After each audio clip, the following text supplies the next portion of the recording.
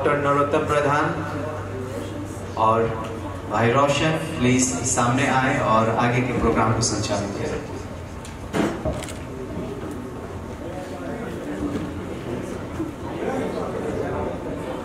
आप सभी को भी धन्यवाद देना चाहते हैं कि आपने कीमती समय आपने निकाल के आज हम लोग के साथ क्रिसमस से पहले क्रिसमस मनाने के आए।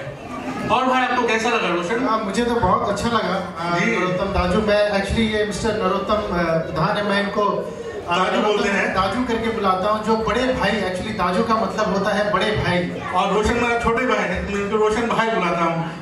तो हम लोग दोनों मतलब काफी दिन से एक दूसरे को जानते हैं। और मैं सोच रहा था नरोत्तम दाजू, ये क्रिसमस का सीजन है जी और सारे लोग यहाँ पे जमा है, बिल्कुल, तो क्यों ना मैं अभी जो कैरल सिंगिंग हुई, जी जी जी, कैरल सिंगिंग होता क्या है? मतलब मैं भी एक्चुअली आपसे पूछना चाह रहा था कि what is carol singing all about? आप जान रहे हैं जब यीशु मसीह का जन्म हुआ था उस समय फरिश्तों ने एक पैगाम लेके आया था। अच्छा, पैगाम, तभी हमने ये नाम भी रखा है आज। पैगाम का मतलब सुसमाचार या सुसंदेश, ओके, खुशी का खबर। तो carol singing is all about जी, और हमारे बच्चे तो फरिश्तों है हमारे लिए, है ना? तो हम सोचे कि इनके द्वारा क्यों नहीं हम लोग गाना सुन के, है ना, उस खुशी को जान। चलिए, कैरल सिंगिंग का मतलब हमको समझ में आ गया कि ये कैरल सिंगिंग होता क्या है। तो आई थिंक बच्चों ने काफी अच्छा परफॉर्मेंस दिया है और बड़े एक्साइटेड थे सभी। तो एक अगर आप फिर से एक जोरदार उनके लिए अगर ताली बजा दें, और आप आगे आगे देखेंगे छोटे छोटे, इनसे भी छोटे छोटे बच्चे आएंगे अभी, और बहुत अच्छा बहुत मेहनत करके उन्होंने ये प्रोग्राम यहाँ पे रखा है। तो मैं आप लोगों से हमेशा निवेदन करूंगा कि आप लोग थोड़ा सा ताली बजा करके उनका स्वागत करते रहें। और नरोत्तम दाजू, और कुछ इस पैगाम के बारे में अगर आप हमें बता पाए। देखा, पैगाम है सुसमाचार है ना, और सुसमाचार ये मनुष्य की तरफ से नया है, परमेश्वर की तरफ से है। तो क्यों नहीं हम प्रार्थना करके शुरू करें? एकदम। तो परमेश्वर, हम जो भी कुछ करते हैं, आई थिंक हम अपने हाथों में और अपने हाथ के द्वारा या अपने बुद्धि के द्वारा एक दूरी तक जा सकते हैं, बट अगर हमें बहुत दूर तक जाना है ना, तो परमेश्वर का साथ बहुत जरूरी है। और उसके बगैर हम 2 कदम तो चल सकते हैं मगर फिर गिर पड़ेंगे, लेकिन अगर बहुत दूर जाना है तो हमें परमेश्वर का साथ बहुत जरूरी है। तो क्यों ना परमेश्वर को हम भी शामिल करें और प्रार्थना करें, ताकि परमेश्वर भी हमारे बीच में आकर के। और हमारे साथ पास्टर विजय विलियम है, मैं उनको बुलाना चाहूंगा कि हमको दुआ में, प्रार्थना में अगुवाई करें।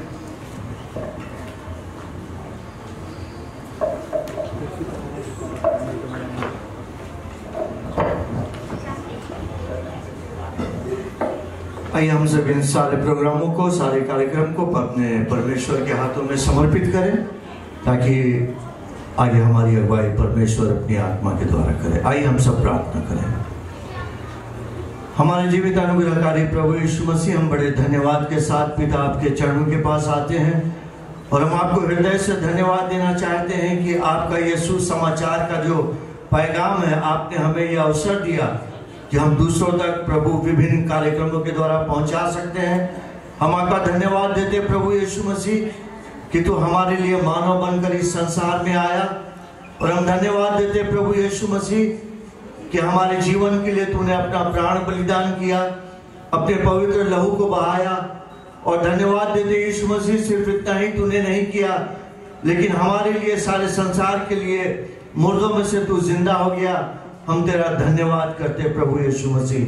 प्यारे प्रभु यीशु मसीह, यहाँ पर जितने भाई बहन आए हम उनके लिए धन्यवाद देते हैं, और हमारी आपसे प्रार्थना है पवित्र आत्मा, हमारी आपसे विनती है, निवेदन है कि आप हमारे बीच में जुम्बिश करें, ताकि जो कुछ भी प्रोग्राम हो, जो कुछ भी कार्यक्रम हो, उसके द्वारा सिर्फ प्रभु यीशु मसीह आपके नाम को महिमा मिले और सिर्फ आपका नाम ऊंचा किया जाए। प्यारे प्रभु परमेश्वर, जितने बच्चे और जितने बड़े इस कार्यक्रम में भाग लेते हैं, आप उनकी सहायता और आप उनकी मदद कीजिए। धन्यवाद प्रभु यीशु मसीह, इस सारे प्रोग्राम को तू कंट्रोल कर, नियंत्रित कर। धन्यवाद के साथ इस विनती को यीशु मसीह के नाम से मांगते हैं, आमीन आमीन। और पास्टर विजय विलियम को बहुत बहुत धन्यवाद। और रोशन, आगे क्या है इस पूरा लगता है कि सबको मिल गया होगा ना ये? सबको मिल गया है यहाँ पे, या किसी के पास में रह गया? अगर किसी को नहीं मिला है तो अपना हाथ उठाए। पीछे हमारे पास में शेषमणि भाई हैं, जिनको नहीं मिला है वो उनको दे देंगे ये।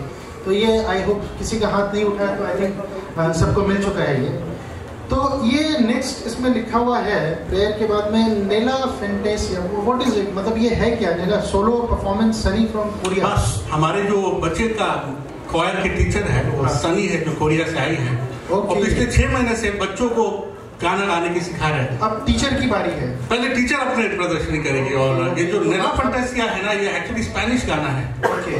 अब टीचर कोरियन है, गाना स्पेनिश है, तो सब मिक्स्ड है। सब मिक्स है। ओके, मतलब मिक्स्ड परफॉर्मेंस होने वाला है, तो काफी अच्छा परफॉर्मेंस होने वाला है जी। और जो अब पहले स्टूडेंट्स थे, तो अब आप टीचर का परफॉर्मेंस देखिए। टीचर के परफॉर्मेंस के लिए हम तो क्या बुलाएं? अब बुलाएंगे, लेकिन ये नेला फैंटेसिया क्या है आपको पता है? मैं भूल गया, ये नेला फैंटेसिया क्या है, मैंने पूछा था आपसे। एक्चुअली ये लिखता है कि मेरा ड्रीम, मेरा एस्पिरेशन, मेरा होप, मेरा सपना है। एक्चुअली ये जानते हैं 1986 के आसपास एक बहुत फेमस मूवी बनाया था रॉबर्ट डी नीरो, वो एक द मिशन बोल के था। द मिशन, हाँ, तो वो साउथ अमेरिका में जाते हैं वो नेटिव्स के पास, और क्योंकि वो एक भाषा नहीं उनके बीच में बोलने के लिए, तो एक फ्लूट में वादन करता है और उस ट्यून में बनाया हुआ नेला फैंटेसिया है। इसमें लिखा भी हुआ है, मैं थोड़ा पढ़ना चाहूंगा, पढ़ लूं? हाँ, स्पेनिश में हमने लिखा है। In my fantasy, I see a just world where everyone lives in peace and harmony.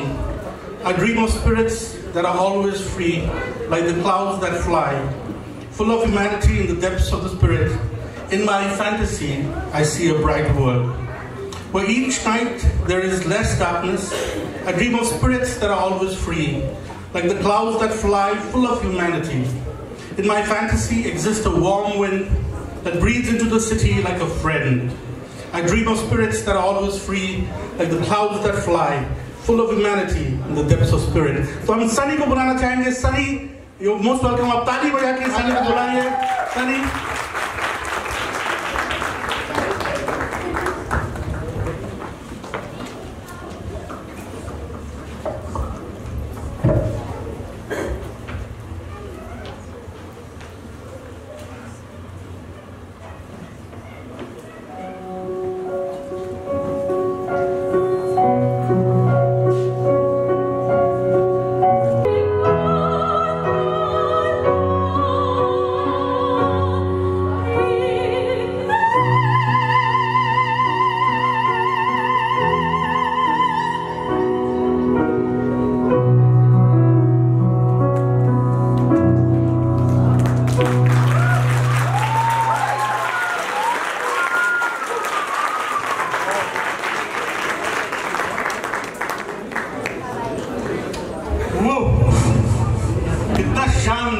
Simply wow.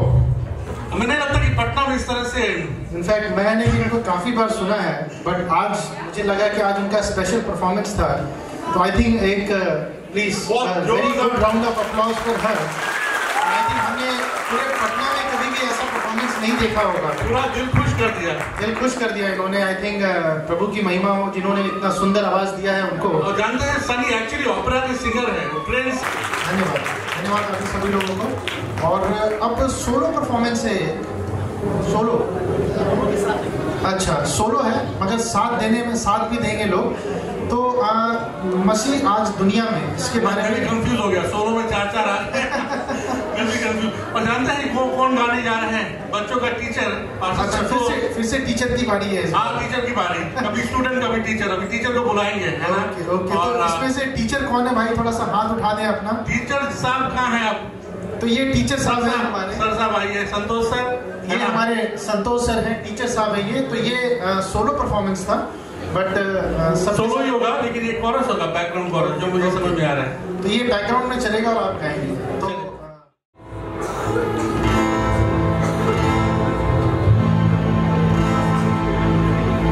मसीह आज दुनिया पे क्या बन के आया, हमारा तुम्हारा आसरा बन के आया। मसीह आज दुनिया में क्या बन के आया, हमारा तुम्हारा आसरा बन के आया। मसीह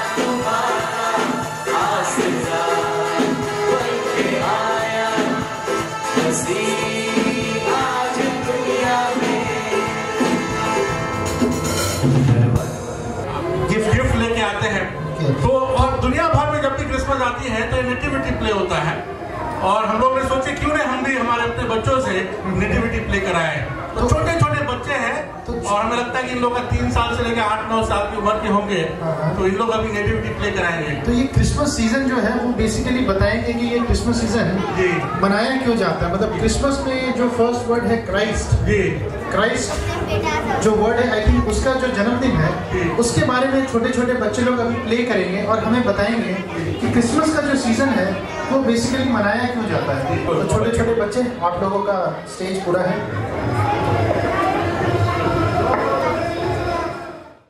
2000 साल पहले नासरत के नगर में एक कुंवारी जिसका नाम मरियम था निवास करती थी। मरियम की मंगनी यूसुफ नामक दाऊद के घराने के एक पुरुष से हुई थी। एक दिन परमेश्वर की ओर से जिब्राइल स्वर्गदूत उस कुंवारी के पास भेजा गया और यह संदेश दिया कि वह परमेश्वर के पुत्र को जन्म देगी। कुछ दिनों बाद मरियम की विवाह यूसुफ के साथ हुई। तभी राजा अगस्तुस कैसर की ओर से आज्ञा निकली कि सारे जगत के लोगों के नाम लिखे जाए। इसी कारण मरियम और यूसुफ बेथलेहम की ओर निकले और बेथलेहम में रहते हुए मरियम के जन्म के दिन पूरे हुए, पर उन्हें वहां कोई स्थान न मिला। लेकिन एक दयावान सराय के मालिक ने मरियम और यूसुफ को कौशाले में जगह दिया।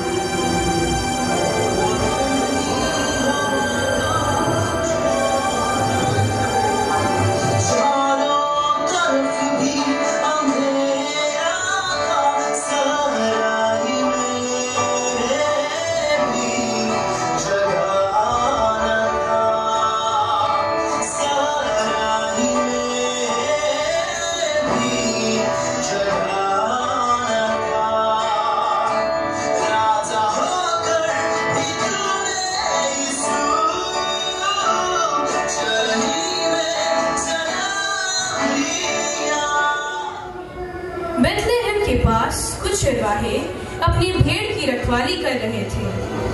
तभी अचानक परमेश्वर का एक स्वर्गदूत उनके सामने प्रकट हुआ। स्वर्गदूत ने कहा कि परमेश्वर का पुत्र बेथलेहम के नगर में जन्मा है और वही मुक्तिदाता है। तभी स्वर्गदूतों का एक झुंड उनके सामने प्रकट हुआ और परमेश्वर की महिमा के गीत गाए।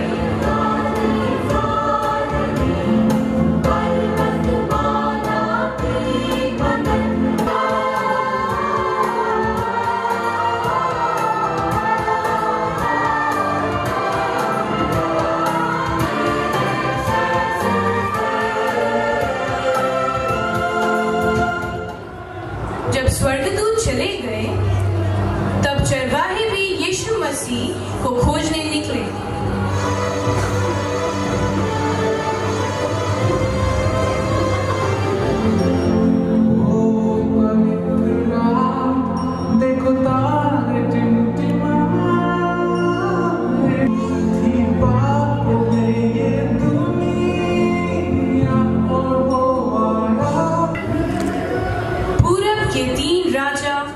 चमकते हुए तारे के पीछा करते करते बेथलेहम पहुंचे, क्योंकि वह ज्ञानी थे।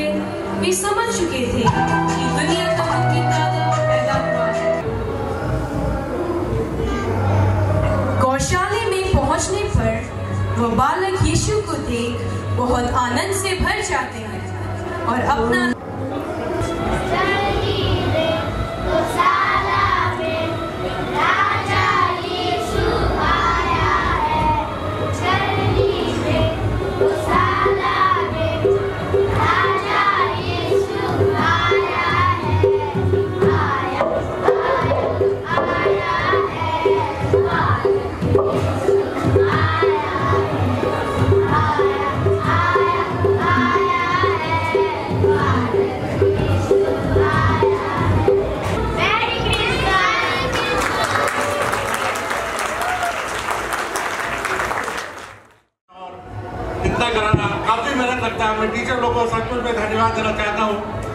और जानते हैं नेटिविटी प्ले का खासियत है कि बच्चे लोग गलती करते हैं उसमें आनंद आती है।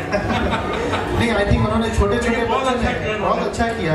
अगर हमें करने बोले तो शायद हम थोड़ा सा डगमगा जाए, फिर भी बच्चों ने काफ़ी अच्छे तरीके से किया है ये प्रोग्राम और नेटिविटी प्ले। और इसके बाद में क्या साइलेंट नाइट हिम है। हाँ, उसका एक फेमस हिम है, बहुत दिनों से गाया जाता है और जब भी क्रिसमस की समय आती है दुनिया भर में साइलेंट नाइट की गाना गाया जाता है। और ये उस समय उस रात के बारे में बताया जाता है जिस रात को प्रभु यीशु का जन्म हुआ था। और आप सुनिएगा, आपको पता चलेगा। और हम लगता है कि टीन्स लोग रेडी हैं, मैं इनको बुलाना चाहता हूँ साइलेंट नाइट हिम गाने के लिए। तो जितने भी टीन्स हैं आ सकते हैं। Elohim radiant teens silent night. आइए।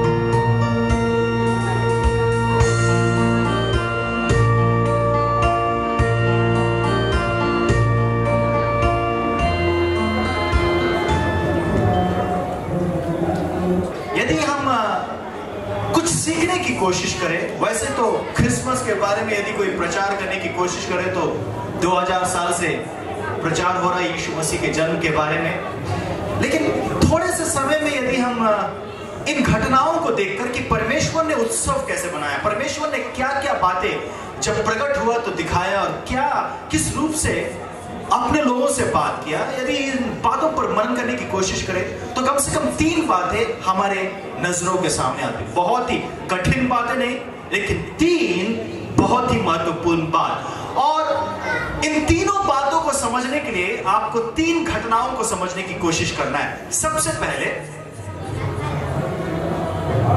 यीशु मसीह के जन्म या यीशु मसीह के संसार में मरियम के कोख में आने से पहले जब स्वर्गदूत मरियम को प्रकट हुआ, मरियम को प्रकट होकर उसने उसे एक संदेश दिया। यदि आप लूका रचित सुसमाचार को खोलेंगे, कई लोगों के पास, कुछ लोगों के पास बाइबल नहीं होगा, यदि है तो लूका रचित सुसमाचार उसका पहला अध्याय यदि देखेंगे तो एक स्वर्गदूत 28 पद में मरियम के पास आया और कहा कि मरियम को सलाम दिया और कहा कि तू धन्य है, तूने अनुग्रह प्राप्त किया है और तू एक बेटे को जन्म देगी, एक बच्चे को जन्म देगी जो राजा है और जिसे परमेश्वर ने चुना कि वो अपने लोगों को बचाए और उसका नाम यीशु रखना।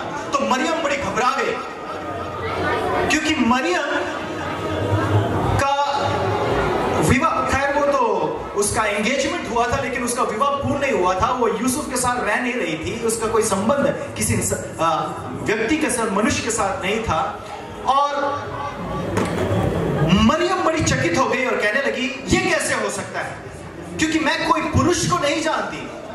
और स्वर्गदूत ने उससे कहा कि परमेश्वर का आत्मा तुझ पर छाया करेगा और जो तुझसे जन्मेगा वो पवित्र होगा। और एक बहुत ही सुंदर बात स्वर्गदूत कहता है, वो कहता है 36 और 27 पद में, यदि आप पढ़ेंगे 36 पद में वो कहता है कि एलिशबा जो उसकी कजिन थी वो भी एक बच्चे को जन्म देने वाली थी अपने वृद्धावस्था में। उसके बाद 37वां पद में वो कहता है परमेश्वर के साथ कोई भी बात असंभव नहीं है। परमेश्वर के साथ कोई भी बात, यदि कोई भी बात है उसका मतलब कोई भी बात असंभव नहीं। मनुष्य के साथ कई बातें संभवता असंभवता, दुनिया भर के प्रोबेबिलिटी का कैलकुलेशंस करते हैं, कई प्रकार के जोड़ लगाते हैं, ये हो सकता है कि नहीं हो सकता, कि ये नहीं हो सकता, हमारे ओर से ये हो सकता कि नहीं। और हमारे दिमाग में कई प्रकार के नियम है, कानून है, कई प्रकार के सिद्धांत है, कई प्रकार के संभवता असंभवता की बातें हैं। लेकिन स्वर्गदूत मरियम को संदेश देता कि तू एक बेटे को जन्म देगी, एक लड़के को जन्म देगी जिसका नाम यीशु रखना है, जीसस रखना। और वो कहता है परमेश्वर के लिए कोई भी बात असंभव नहीं है। ये बहुत ही महत्वपूर्ण बात है। इस वर्ष के क्रिसमस में हम सभी को स्मरण, यदि हमारे बीच में कोई ऐसा व्यक्ति है जिसके मन में ऐसा आ रहा है कि असंभव कुछ होने वाला नहीं है। इस साल भर में कई घटनाएं हो चुकी है ऐसे लोगों के कारण, ऐसे लोगों के जीवन में जिन्होंने हार मान ली। उनको लगा कि कुछ होने वाला नहीं है, आगे कोई आशा नहीं है, मुझसे कुछ नहीं हो सकता और मुझे संभालने वाला कोई नहीं है। लेकिन आज क्रिसमस के प्री क्रिसमस के इस अवसर में इस बात को आप स्मरण रखकर अब हमेशा अपने दिल में रखें कि परमेश्वर के लिए कोई भी बात असंभव नहीं है। मरियम के लिए, खैर आज संसार भर में लोग वर्जिन बर्थ को, कि मरियम वर्जिन थी, किसी पुरुष को बिना जाने एक पुरुष को कैसे जन्म दे सकती है, वाई क्रोमोसोम नहीं है, पुरुष को कैसे जन्म, या संभव। दुनिया भर के लोग इसको समझने की कोशिश करते हैं लेकिन मिरेकल को कोई समझ नहीं सकता है। यीशु मसीह का जन्म एक मिरेकल, क्योंकि परमेश्वर के लिए कोई भी बात असंभव नहीं। और वही परमेश्वर हम में से हर एक के जीवन में भी मिरेकल्स कर सकता है। वही परमेश्वर हमारे जीवन में जो असंभव बातें हैं उसे संभव कर सकता है। ये उस क्रिसमस की घटनाओं का पहले चिन्ह का ये संदेश, क्योंकि एक चिन्ह दिया गया, तेरी कजिन एलिजाबेथ, उसका भी एक बेटा वृद्धावस्था में, ऐसे अवस्था में जब संतान होने का किसी रूप से कोई संभावना नहीं है, वो जन्म देगी तो तेरे लिए भी असंभव नहीं। पहला संदेश मनुष्य के लिए संभव, लेकिन परमेश्वर के लिए कोई भी बात असंभव नहीं। दूसरा संदेश हम देखते हैं, अभी नेटिविटी प्ले में देखा था कि जब यीशु मसीह उसका जन्म हुआ तो कुछ गडरिए शेफर्ड्स जो भेड़ों को चलाते हैं वो बैठे हुए हैं, आग ताप रहे हैं और बड़े अपने आप एक दूसरे से बातचीत कर रहे हैं, अरे दुनिया का कुछ होने वाला नहीं, डिमोनेटाइजेशन हुआ, कुछ होने वाला नहीं, ये है वो है, दुनिया भर की बातें जो अपने समय का। क्योंकि रोमी साम्राज्य ने भी बड़ा आदेश निकल गया कि सबको जाना है अपने अपने घर में, नाम रजिस्ट्रेशन करना है। मरियम और यूसुफ भी आए, बेचारे उनको तो लाइन में लगो, फिर भी उनको होटल में रहने का कोई जगह नहीं मिला। पूरा दुनिया परेशान था क्योंकि अचानक से ये नियम निकला और दुनिया भर के परेशानियां, शायद ये शेफर्ड्स भी, गडरिया भी चर्चा कर रहे थे कि दुनिया में कुछ होने वाला नहीं, अब दुनिया का कोई उद्धार करता नहीं, राजा शासक सब व्यर्थ हो गए, राजाओं पर भी विश्वास नहीं किया जा सकता, पता नहीं क्या बात कर रहे थे। लेकिन अचानक से एक स्वर्गदूत उन पर प्रकट हुआ और प्रकट होकर कहा कि तुम खुश हो क्योंकि दाऊद के नगर में तुम्हारे लिए एक उद्धारकर्ता जन्मा है। स्वर्गदूत कोई प्रधानों के बीच में, मुखियाओं के बीच में नहीं आया। ये स्वर्गदूत कोई राजाओं के महल में नहीं आया। सिंपल मामूली से शेफर्ड्स के पास आया, मामूली से गडरियों के पास आया और कहा कि तुम्हारे लिए दाऊद के नगर में एक उद्धारकर्ता जन्मा। और एक चिन्ह बताया, लूका 2 अध्याय में आप देखेंगे चिन्ह बताया कि कपड़ों में लिपटा चरनी में तुम उसे पाओगे। कपड़ों में लिपटा चरनी में उसे पाओगे। अर्थात यीशु मसीह का जन्म के बारे में बताया जा रहा है कि कोई महल में पैदा नहीं हुआ। कुछ लोग सोचते राजा लोग पॉलिटिकली दुनिया को बदल सकते हैं, या कुछ लोग सोचते इकोनॉमिकली दुनिया को बदला जा सकता है। कुछ लोग सोचते हैं कि सामाजिक सुधार करके दुनिया को बदला जा सकता है। कुछ लोग सोचते हैं कि एजुकेशन देकर दुनिया को बदला जा सकता है। लेकिन ये उद्धारकर्ता जो चरनी में जन्मा, इन सारी बातों से हटा हुआ, अर्थात परमेश्वर क्रिसमस के समय में ये संदेश देना चाहता है कि परमेश्वर का ये संदेश हम सामान्य लोगों के लिए है।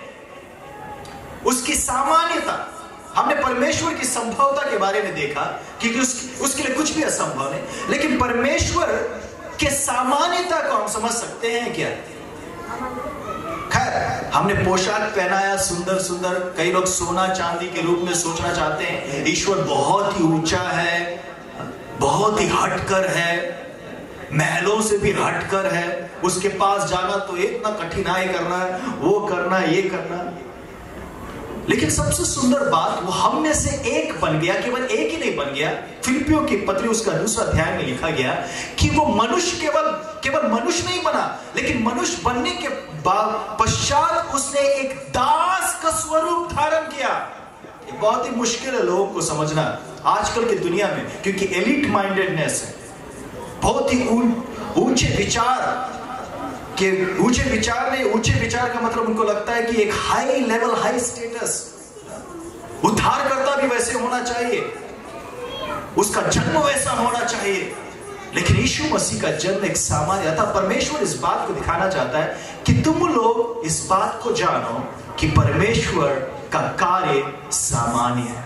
हम सामान्य लोगों के बीच में वो आता है। हमेशा हर एक, यीशु मसीह ने छोटे बच्चों को अपने पास लिया, बुलाया और इन्हें आशीष दिया और कहा स्वर्ग का राज इनके समान है, इनके लोग हैं। जब तक तुम एक छोटे बच्चे के समान नहीं बन जाओ, तब तक तुम स्वर्ग राज में प्रवेश नहीं कर पाओगे। सामान्यता, उसकी समर्थता, उसकी संभवता, उसकी सामान्यता। और तीसरी घटना हम देखते हैं, उन पूरब से जो मजूसी आते हैं, पूरब से वाइज मैन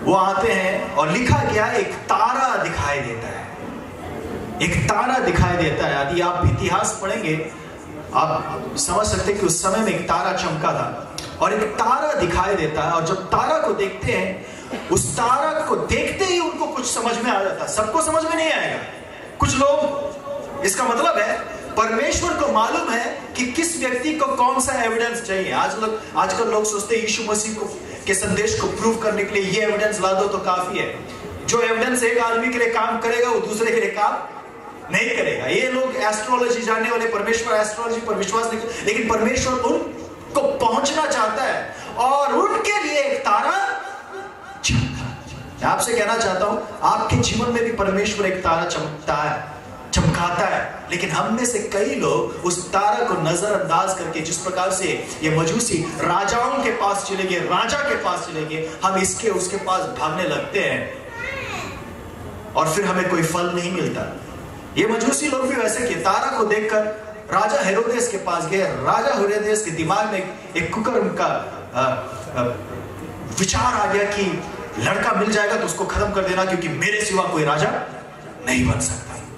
लेकिन इनके साथ उसने चालाकी की और कहा जाकर ढूंढो, मिल जाएगा तो मुझको भी बताओ। उसको मालूम नहीं कि राजा कहां पैदा हुआ। दुनिया के शासकों को परमेश्वर का मार्ग मालूम नहीं है, परमेश्वर का उपाय मालूम नहीं है, लेकिन परमेश्वर ने इन मजूसियों से बात किया। एक तारा बाद में लिखा गया मत्ती उसका 2 अध्याय में, जब ये मजूसी वहां से निकलने लगे तो वो तारा फिर से उनको दिखाई दिया। वो तारा को देखकर उनका दिल आनंद से भर गया और वो तारा के पीछे पीछे चलकर जहां यीशु मसीह था उस घर में वे पहुंच गए। कितनी सुंदर बात। अर्थात परमेश्वर कहना चाहता है कि मैं जो मार्ग तुम्हें दिखा रहा हूं वो बहुत ही सरल है। परमेश्वर का मार्ग की सरलता, कई लोग परमेश्वर की सरलता को स्वीकार नहीं कर सकते, उनको मूर्खता लगती है, उनको लगता है कुछ और कॉम्प्लिकेटेड होना चाहिए। गलतियों को जब पौलुस लिखता है पत्री बाइबल में, कहता है कि तुम लोग आत्मा में शुरू होकर शरीर में क्यों अंत करते हो, तुम इतना कॉम्प्लिकेटेड क्यों हो जाते हो। हमें लगता है कि बहुत ज्यादा कॉम्प्लिकेटेड। मैं आपसे कहना चाहता हूं क्रिसमस का यही संदेश है कि परमेश्वर हमसे सरलता से मुलाकात करता है, सरलता से हमारा मार्गदर्शन करता है, सरलता से हमसे मिलना चाहता है। और यही बात क्रिसमस में परमेश्वर हमें दिखाना चाहता है कि वो तारा जिसके पीछे नहीं चलना चाहिए उसको छोड़कर राजा के पास चले गए कॉम्प्लिकेटेड करने के लिए, वापस वही तारा के पास उनको आना पड़ा जो उनको उस घर में लेकर गया जहां पर यीशु मसीह है। सो 3 बातें हमने देखा। पहला है परमेश्वर की संभवता, उसकी समर्थता। परमेश्वर के लिए कोई भी बात असंभव नहीं है। पहला चिन्ह, एलीशबा को भी एक बेटा पैदा हुआ है। मरियम तो कुंवारी है, तेरे लिए भी एक बेटा पैदा होगा, वो बेटा संसार का उद्धार करता यीशु मसीह होगा। दूसरा चिन्ह, एक बच्चा चरनी में कपड़ों में लिपटा हुआ तुम पाओगे। चरनी में, चरनी को कुछ नहीं समझते लोग, गडरेले, उसमें पानी डालो, उसमें खाने का चीज डालो, ये उसमें चरेंगे, जानवर लोग उसमें खाना खाएंगे। वो केवल वैसा सोचते थे। उतना सामान्य एक जगह में उद्धार करता जो दाऊद का सिंहासन संभालने वाला है, उसने जन्म लिया। परमेश्वर की सामान्यता, वो हमारे समान केवल नहीं बन गया, वो हमारे लिए उपलब्ध हो गया कि आप केवल हाँ कहें और परमेश्वर आपके जीवन में आ जा सकता है। रेवरेंड डोमिनिक को धन्यवाद देना चाहता हूं और संभवता, सामान्यता और सरलता का संदेश उन्होंने लाया और मैं भी याद करना कोशिश करूंगा। और सचमुच में ये सहज संदेश है लेकिन गहरा संदेश है। तो हमारे बीच में समीर भाई आने वाले हैं जी, और मैं अपनी टीम के साथ रॉबर्ट के साथ समीर है और हम उसको बुलाना चाहेंगे। भाई समीर, रॉबर्ट है ना, और आप दोनों आइए। और कौन कौन है टीम में, पीछे विंग्स में है? आइए। तो ये है समीर भाई और आइए रॉबर्ट भाई। तो दोनों मिल करके एक बहुत अच्छा गाने वाले लाने वाले हमारे बीच में, मेरी इबादत। तो बाकी का क्या आप गाने बता सकते हैं?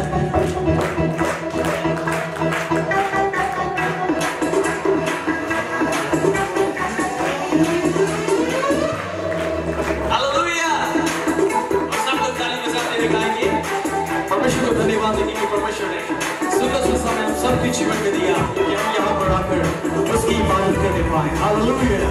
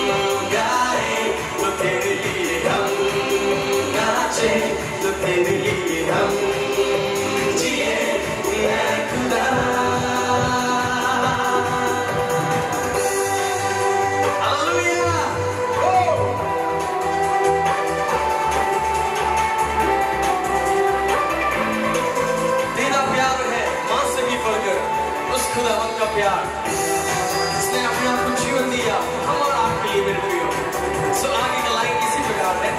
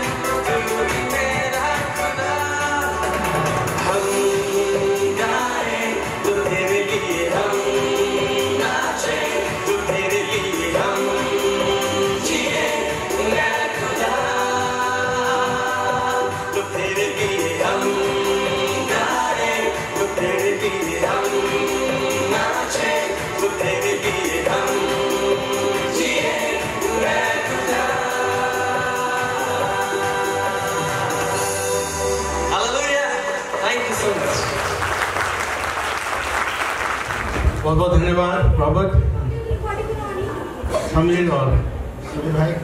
सही में परमेश्वर का इबादत उनके अपने जीवन से लेते हैं, है ना। डांस भी अगर थोड़ा सा कर लेते हैं तो पूरा माहौल जम जाता है। थोड़ा सा बाकी रह गए हैं, नेक्स्ट टाइम कहना चाहूँगा मेरे बड़े भाई प्रीतम पात्रों को, और ताली दे के हम बुलाएंगे इनको और इनके हम सुनना चाहेंगे।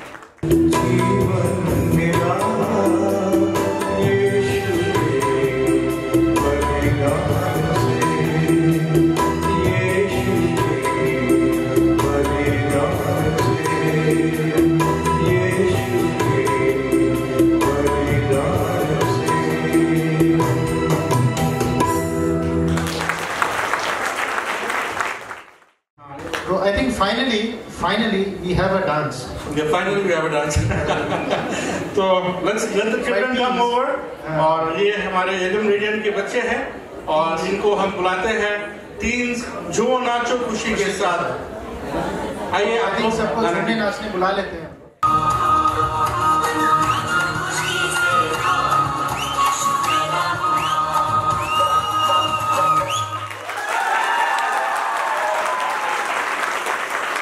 बहुत ही अच्छा, कितना सुंदर, और आप लोगों को मजा आया? मुझे तो बहुत मजा आया है। तो बच्चे लोगों ने बहुत प्रैक्टिस कर करके है ना आपके सामने खुशी का नाच गाया। और नाच में है ना एक अंदर से एक भावना का प्रकटीकरण है और बहुत अच्छा लगता है जब है ना मैं भी पीछे बैठ के नाच रहा था। मुझे तो वो भावना इतना ज्यादा आ गया कि मुझे लगा मैं भी स्टेज में इनको ज्वाइन कर लूं, लेकिन मुझे कबाड़ा हो जाता पूरा। वही हम लोग नाचेंगे तो कबाड़ा हो जाएगा। आप सब लोग यहाँ पे आए, आप सबों को बहुत बहुत धन्यवाद। मैं विशेष रूप से धन्यवाद देता हूँ अपने पास्टर डॉक्टर डोमिनिक को, जो बाहर से आए हैं हमारे बीच में। उनको हम बहुत बहुत धन्यवाद बोलते हैं। और कोई भी प्रोग्राम में अभी तक हम लोगों ने अपने जो प्रोग्राम जिन लोगों ने किया उनके लिए तालियां बजाया है। जब कोई भी प्रोग्राम तभी सफल होता है जब दर्शक हो, और हम जो दर्शक हमारे आप लोग आए हुए हैं वो सभी धन्यवाद के पात्र हैं और हम सबों का हृदय से धन्यवाद देते हैं। उसके साथ साथ हम परमेश्वर का धन्यवाद देते हैं, उसने आपको और हमको ये मौका दिया कि हम इस क्रिसमस के प्रोग्राम में यहाँ उपस्थित होने पाएँ और यहाँ संगीत का मजा हम सबों ने उठाया है।